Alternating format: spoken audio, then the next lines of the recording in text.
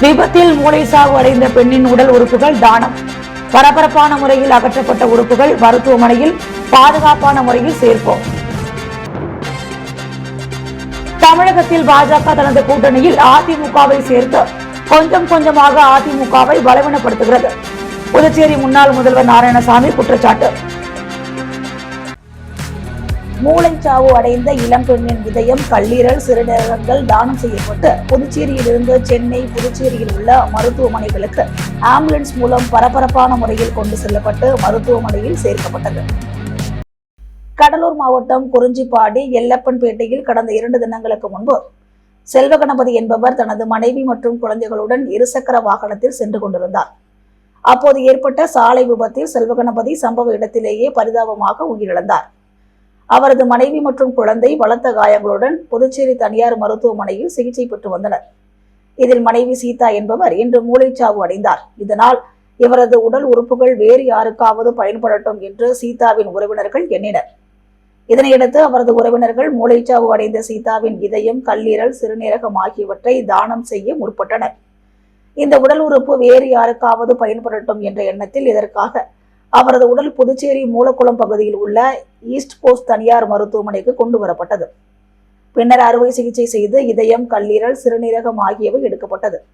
இதனையடுத்து மூளைச்சாவு அடைந்த சீதாவின் இதயம் சென்னை தனியார் மருத்துவமனைக்கு ஆம்புலன்ஸ் மூலம் கொண்டு செல்லப்பட்டது.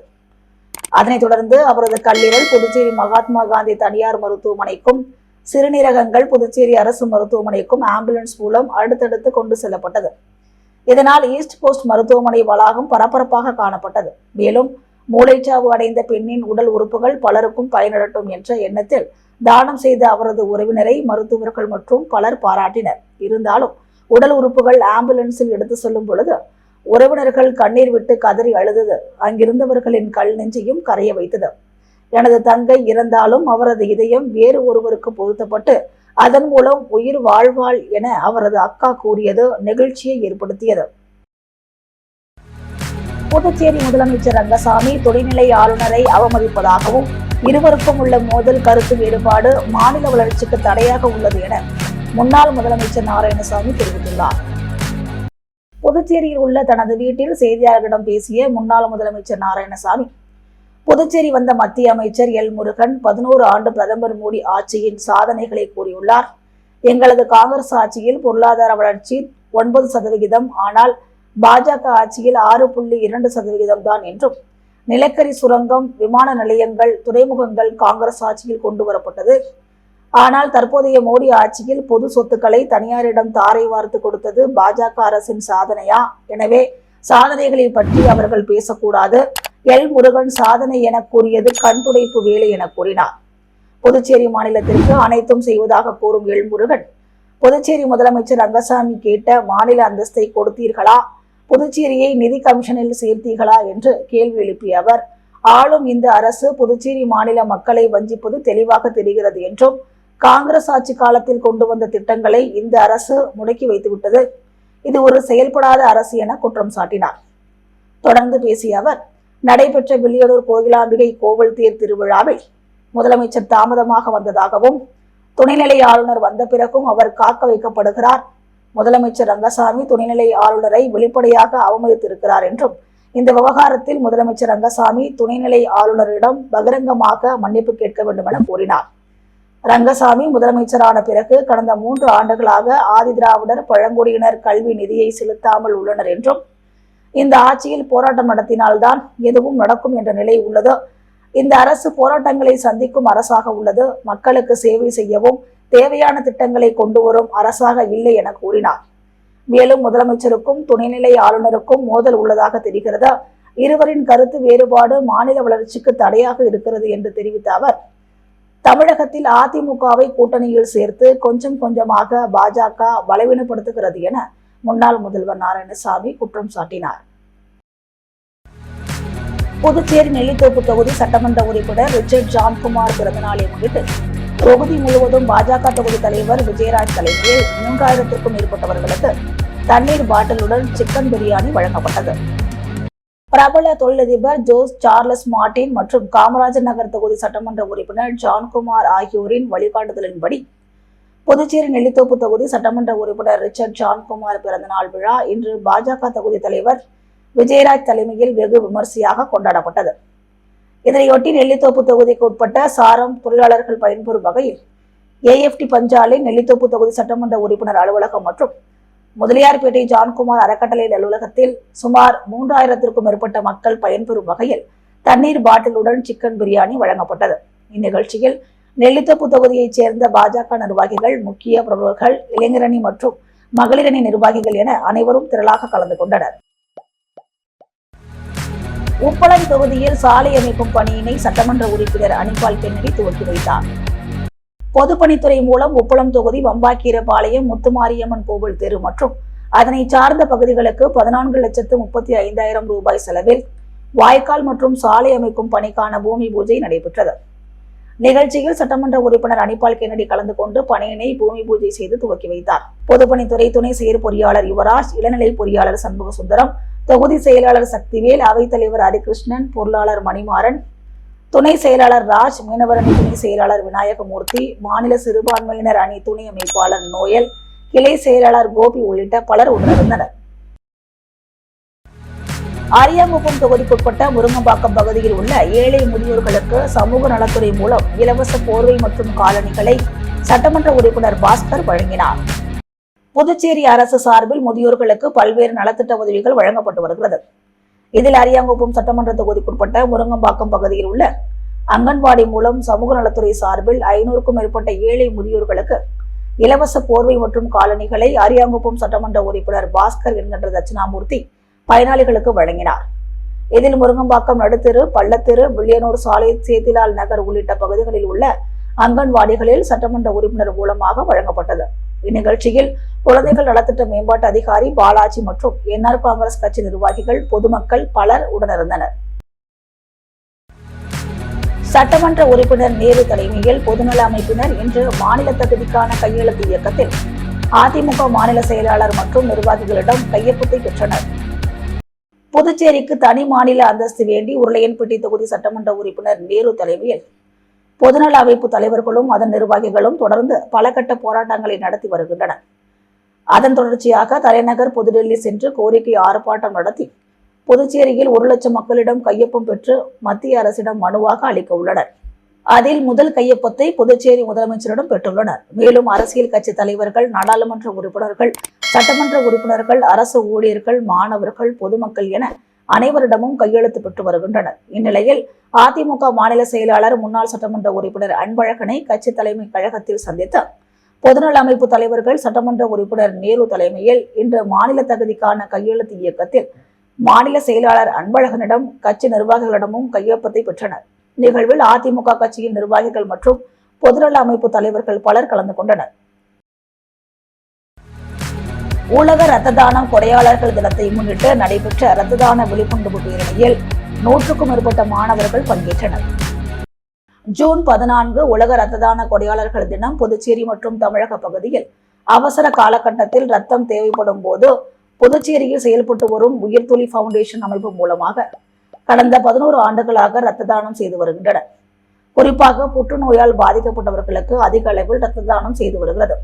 கடந்த 11 ஆண்டுகளில் இதுவரை 17,800 யூனிட்டுகள் இரத்த தானம் செய்யப்பட்டுள்ளது. அதன் அடையாளமாக உலக இரத்த தான கொடையாளர்கள் தினத்தை முன்னிட்டு இரத்த தான விழிப்புணர்வு பேரணி புதுச்சேரி சுதேசிமில் அருகிலிருந்து புறப்பட்டு நெல்லித்தோப்பு சிக்னல் வழியாக புதிய பேருந்து நிலையம் வழியாக மீண்டும் சுதேசிமில் அருகில் வந்தடைந்தது. இந்த பேரணியை அவர் சர்க்கிள் ஃபவுண்டேஷன் உதவியுடன் உயிர்த்துளி ஃபவுண்டேஷன், NDSO மற்றும் இந்திராணி செவிலியர் கல்லூரி இணைந்து நடத்தியது. இந்த பேரணியில் 100க்கும் மேற்பட்ட மாணவர்கள் தன்னார்வலராக கலந்து கொண்டனர். பேரணி ஏற்பாடுகளை உயிர்த்துளி தன்னார்வலர்கள் செய்திருந்தனர். புதுச்சேரி புனித அந்தோணியர் ஆலய ஆண்டு பெருவிழாவையொட்டி ஆடம்பர தேர்பவனி நடைபெற்றது. புதுச்சேரி ஆட்டுப்பட்டி பகுதியில் அமைந்துள்ள புனித அந்தோணியார் திருத்தலத்தின் ஆண்டு பெருவிழா கடந்த 10ஆம் தேதி கொடியேற்றத்துடன் தொடங்கியது. தொடர்ந்து ஒவ்வொரு நாளும் சிறிய தேர்பவனி, சிறப்பு திருப்பலி நடைபெற்று வந்தது. தொடர்ந்து நேற்று விழாவின் முக்கிய நிகழ்ச்சியான ஆடம்பர தேர்பவனி விமர்சையாக நடைபெற்றது. விழாவில் புதுச்சேரி கடலூர் மறைமாவட்ட பேராயர் பிரான்சிஸ் கலிஸ்ட் கலந்து கொண்டு இந்த ஆடம்பர தேர்பவனியை சிறப்பு திருப்பலி செய்து தொடங்கி வைத்தார். இந்த ஆடம்பர தேர்பவனி மறைமலை அடிகள் சாலை வழியாக சென்று நெல்லித்தோப்பு சிக்னல் புதிய பேருந்து நிலையம் வழியாக மீண்டும் ஆலயத்தை வந்தடைந்தது. இதில் ஏராளமான கிறிஸ்தவர்கள் கலந்து கொண்டு அந்தோனியரை வழிபட்டனர். அகில இந்திய அளவிலான பிரிட்ஜ் சாம்பியன்ஷிப் விளையாட்டுப் போட்டியில் மொத்தம் 2 தங்கம், 6 வெள்ளி, 10 வெண்கல பதக்கங்கள் வென்று புதுச்சேரி மாநிலத்திற்கு பெருமை சேர்த்த வீரர்களை பாராட்டி உள்துறை அமைச்சர் நமச்சிவாயம் வாழ்த்துக்களை தெரிவித்தார். அகில இந்திய அளவிலான நேஷனல் பிரிட்ஜ் சாம்பியன்ஷிப் விளையாட்டுப் போட்டி இந்த ஆண்டு மகாராஷ்டிரா மாநிலம் நாசிக் மாவட்டத்தில் நடைபெற்றது. இதில் 16 பல்வேறு பிரிவுகளில் போட்டி நடைபெற்றது. இதில் புதுச்சேரியைச் சேர்ந்த மாணவ மாணவிகள் பங்கேற்றனர். இப்போட்டியில் 16 வயதிற்குட்பட்ட ஆடவர் அணி பிரிவில் அதியமான் அகிலன் முதலிடமும், கிஷாந்த் மற்றும் ரோஷன் ஆகியோர் 2வது இடமும், சுந்தரம் ஆனந்த் ஆகியோர் 3வது இடமும் பிடித்தனர். இதேபோல் 21 வயதுக்கு உட்பட்ட ஆடவர் அணி பிரிவில் விக்னேஸ்வரன், புவனேஷ் ஆகியோர் 2வது இடத்தை பிடித்தனர். மொத்தம் 2 தங்கம், 6 வெள்ளி, 10 வெண்கல பதக்கங்கள் பெற்று புதுச்சேரிக்கு பெருமை சேர்த்துள்ளனர். இவர்களை உள்துறை அமைச்சர் நமச்சிவாயம் பொன்னாடை பூர்த்தி வாழ்த்துக்கள் தெரிவித்தார். ரெட்டியார்பாளையம் பகுதியில் அமைந்திருக்கும் புனித அந்தோனியார் ஆலய தேர்பவனியில் என்ஆர் காங்கிரஸ் நிர்வாகி நாராயணசாமி பங்கேற்று சிறப்பு தரிசனம் செய்தார். புதுச்சேரி உழவர்கரை தொகுதிக்குட்பட்ட ரெட்டியார்பாளையம் பகுதியில் அமைந்திருக்கும் ரெட்டியார்பாளையம் பங்கு புனித அந்தோனியார் சிற்றாலயத்தில் ஆண்டு பெருவிழாவை முன்னிட்டு ஆடம்பர தேர்பவனி நடைபெற்றது. இதில் உழவர்கரை தொகுதி என்ஆர் காங்கிரஸ் கட்சி நிர்வாகிகளும் மக்கள் சேவகருமான டாக்டர் நாராயணசாமி சிறப்பு விருந்தினராக கலந்து கொண்டு அந்தோனியார் தேர்பவனியை தரிசனம் செய்தார். தொடர்ந்து அந்தோனியார் ஆலயத்தில் நடைபெற்ற திருப்பள்ளியில் கலந்து கொண்ட பங்கு மக்கள் அனைவருக்கும் இனிப்புகள் மற்றும் அந்தோனியார் திருவுருவ படத்தினை வழங்கினார். இந்நிகழ்ச்சியில் ஊர் முக்கியஸ்தர்கள், என்ஆர் காங்கிரஸ் கட்சியினர் மற்றும் பொதுமக்கள் பலர் கலந்து கொண்டனர். SMB பள்ளியில் மழலையர் வகுப்பு மாணவர்களுக்கு நடைபெற்ற பட்டமளிப்பு விழாவில் யுகேஜி வகுப்பு மாணவர்களுக்கு சான்றிதழும் பரிசு பெட்டகமும் வழங்கப்பட்டது. புதுச்சேரி மதகடிப்பட்டில் உள்ள ஸ்ரீ மணக்குள விநாயகர் கல்வி அறக்கட்டளையின் ஓர் அங்கமான SMB பள்ளியில் மழலையர் வகுப்பு மாணவர்களுக்கு பட்டமளிப்பு சான்றிதழ் வழங்கும் நிகழ்ச்சி பள்ளியின் உள்ளரங்கில் நடைபெற்றது. குத்துவிளக்கு ஏற்றுதல் நிகழ்ச்சியுடன் விழா துவங்கியது. தொடர்ந்து தமிழ்தாய் வாழ்த்து மற்றும் SMB பள்ளி கீதம் பாடல் பாடப்பட்டது. அதனைத் தொடர்ந்து SMB பள்ளியின் முதல்வர் முனைவர் அனிதா சாந்தகுமார் வரவேற்புரையாற்றினார். அடுத்து பட்டமளிப்பு சான்றிதழ் வழங்கும் நிகழ்ச்சி நடைபெற்றது. இதில் பள்ளியின் இணை செயலர் ஆர்கிடெக்ட் வேலாயுதம் மற்றும் பள்ளியின் முதல்வர் ஒருங்கிணைத்து யுகேஜி வகுப்பு மாணவர்களுக்கு சான்றிதழும் பரிசு பட்டகமும் வழங்கி சிறப்பித்தனர். இந்நிகழ்ச்சியில் யுகேஜி வகுப்பு குழந்தைகள் நடனமாடி வசீகரப்படுத்தினர். நிகழ்ச்சியில் பேசிய பள்ளியின் இணை செயலர் வேலாயுதம், இது ஒரு சிறப்பான நிகழ்வாகும். இதன் மூலம் மழலையர் வகுப்பிலிருந்து முன்னேற்றமடைந்த குழந்தைகளை அங்கீகரிக்கும் ஒரு விழாவாகவும் அடுத்த வகுப்பிற்கு அவர்கள் தயாராகுவதற்கு ஒரு மணமகள் பாலமாகவும் அமைகிறது என்று கூறினார். இந்த விழாவில் தங்கள் குழந்தைகளை சிறப்பிக்கும் வகையில் நடைபெறும் இந்நிகழ்ச்சி மனதிற்கு பெரும் மகிழ்வாக அமைந்தது என்று பெற்றோர்கள் கூறினர். நிகழ்ச்சியின் நிறைவாக பட்டமளிப்பு சான்றிதழ் பெற்ற குழந்தைகளுடன் பெற்றோர்கள் அமர்ந்து புகைப்படம் எடுத்துக் கொண்டனர். அத்துடன் விழா நிறைவு பெற்றது. நிகழ்ச்சிக்கான ஏற்பாடுகளை முதல்வர் மற்றும் துணை முதல்வர், நிர்வாக அலுவலர், ஆசிரியர்கள், அலுவலக ஊழியர்கள் ஆகியோர் செய்திருந்தனர்.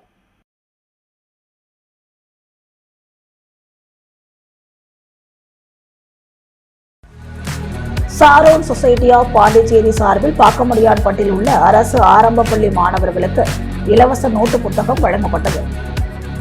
சாரோன் சொசைட்டி ஆஃப் பாண்டிச்சேரி சார்பில் புதுவை பாக்கமுடியான்பட்டு அரசு ஆரம்ப பள்ளியில் இலவச நோட்டு புத்தகம் வழங்கும் நிகழ்ச்சி நடைபெற்றது. புதுவையில் சாரோன் சொசைட்டி ஆஃப் பாண்டிச்சேரி பல்வேறு சமூக பணிகளை தொடர்ந்து செய்து வருகிறது. மேலும் ஒவ்வொரு ஆண்டும் ஏழை மாணவர்கள் படிப்பதற்கு இலவச நோட்டு புத்தகம் மற்றும் படிப்பதற்கு தேவையான அனைத்து பொருட்களும் வழங்கி வருகிறது. அந்த வகையில் இந்த ஆண்டு புதுச்சேரி பாக்கமுடியான்பட்டு அரசு ஆரம்ப பள்ளியில் சுமார் 150க்கும் மேற்பட்ட மாணவ மாணவிகளுக்கு இலவச நோட்டு புத்தகம் வழங்கும் நிகழ்ச்சி நடைபெற்றது.